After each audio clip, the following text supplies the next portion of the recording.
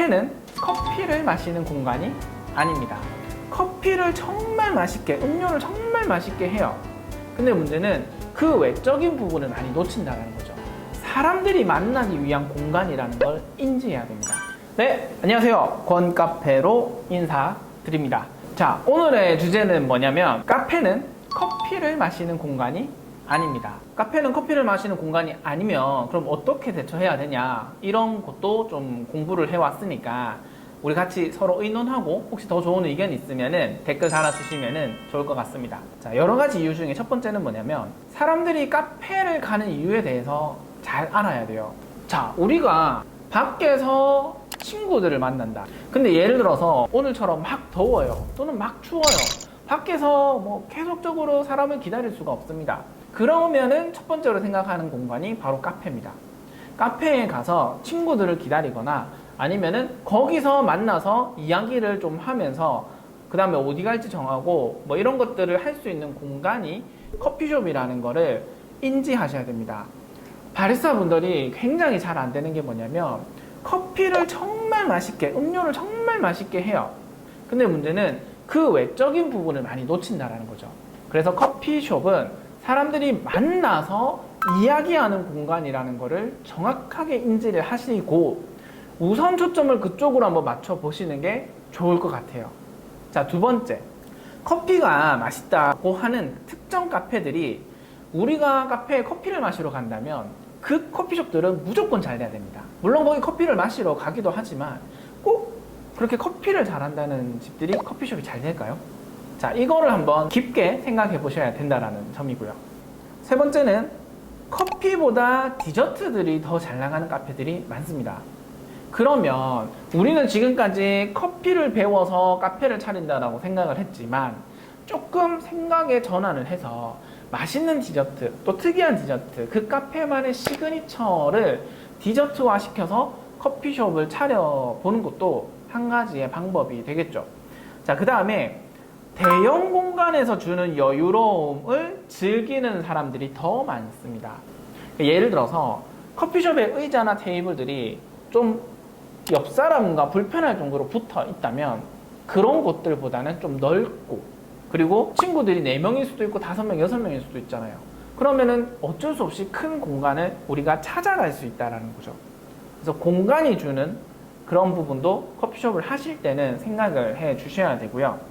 자, 그 다음에 신상 카페들, 힙한 카페들, 예쁜 카페들 훨씬 잘 됩니다. 지금 우리가 하는 얘기는 카페는 커피를 마시는 공간이 아닙니다 라는 얘기를 하는 거잖아요. 그러면은 왜 이런 이유가 있는지에 대해서 제가 한 5가지 정도 얘기를 했는데 잘 한번 생각을 해보시고, 첫 번째, 사람들이 카페를 가는 이유에 대해서 잘 알아야 됩니다. 두 번째, 커피가 맛있는 특정 카페들이 잘 되는 거는 아니에요. 세 번째, 커피보다는 디저트가 더 잘 되는 공간들이 분명히 있습니다. 자, 네 번째, 대형 공간에서 주는 여유로움들이 있기 때문에 그것도 생각을 해보셔야 되고, 다섯 번째, 뭐 신상이나 좀 힙한 카페들, 예쁜 카페들이 훨씬 더 잘 되는 그 이유에 대해서 음료나 그 디저트들은 물론 맛있어야 되는 거지만 그게 정답일까? 라는 생각을 한 번 더 해보시면 좋을 것 같고요. 그러면 그래서 그럼 어쩌라고?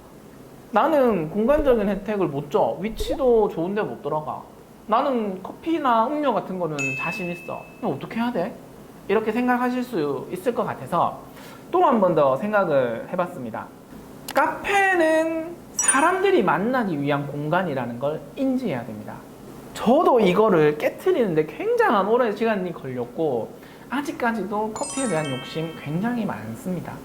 물론 커피와 음료, 음식 또는 디저트를 정말 잘 하려고 노력하는 사람 중에 한 명이에요. 그렇지만 카페라는 공간은 사람들이 만나기 위한 공간이라는 것을 머릿속에 인지하시고, 두 번째, 만나는 공간이라면 유동인구가 많은 곳이 유리합니다. 아까 전에 들었던 예처럼 제가 친구들을 만나려고 해요. 물론 저희 집으로 오라 해서 저희 집 근처 커피숍을 갈 수 있겠지만 확률적으로 사람들이 많이 모이는 공간으로 갈 확률이 높잖아요. 당연한 얘기지만 유동인구가 많은 쪽을 선택해 보시는 게 좋다라는 거고요. 세 번째는 사람들이 만난다면 테이블이 많으면 많을수록 유리합니다. 유동인구가 많고 테이블이 많고 그러면 그쪽으로 선택될 확률이 높아지는 거죠. 자, 네 번째. 위치나 공간이 약한다면은 인테리어 쪽에 힘을 씁니다. 자, 아까 전에 얘기했던 신상 카페, 힙한 카페, 예쁜 카페들이 더 잘 되는 경우들이 많아요. 그런 경우를 이제 우리가 인테리어 쪽에 힘을 조금 더 써서 무조건 돈을 많이 쓰라는 얘기 아닙니다. 본인의 감각 또는 요즘 인스타나 유튜브에 보면 정말 예쁜 카페들 많거든요. 그래서 그런 것들을 인테리어 사장님께 전달 드리면서 일을 하게 되면은 훨씬 더 좋은 인테리어를 얻으실 수 있기 때문에 그쪽으로도 또 한번 생각을 해보시고, 다섯 번째, 그 뒤에 정말 맛있는 디저트와 음료가 받쳐줘야 됩니다. 저는 항상 카페 컨설팅을 할 때 첫 번째 무조건 위치라고 얘기합니다. 이 위치의 조건이 뭐냐면 유동인구, 그 다음 사람 많이 모이는 곳, 뭐 이런 것들이고, 두 번째 인테리어라고 얘기합니다. 신상 카페들이 잘 되고 힙한 카페들, 예쁜 카페들이 잘 됩니다. 자, 그 다음 세 번째가 뭐냐면 음료의 맛과 디저트의 맛입니다.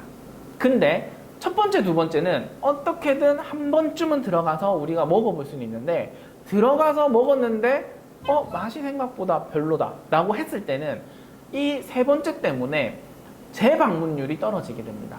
그래서 세 번째로 얘기했던 음료의 품질과 퀄리티, 디저트의 맛, 이런 것들이 정말 세게 받쳐준다면 이분들은 우리 집에 재방문한 확률이 높아지게 됩니다. 자, 근데 당연히 유동인구 좋고 인테리어 좋고 그 다음에 음료 맛 좋으면 당연히 잘 되지 라고 생각하시는 분들이 많으시겠죠.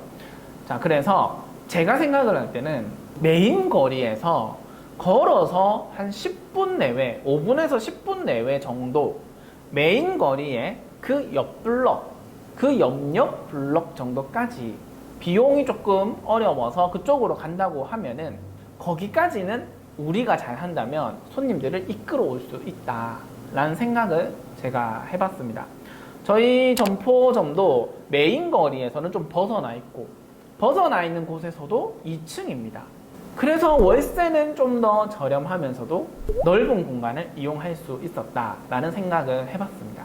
자, 제가 항상 얘기하는 건 맞다 아니다가 아니라 제가 겪어온 것들을 이제 여러분들한테 전달을 하고 또 여러분들의 그 좋은 아이디어를 저도 공유를 받고 서로 얘기하는 게 좋기 때문에 좋은 내용 있으면 아래에다가 댓글 또는 뭐 좋은 아이디어 이런 식으로 남겨주시면 감사할 것 같습니다.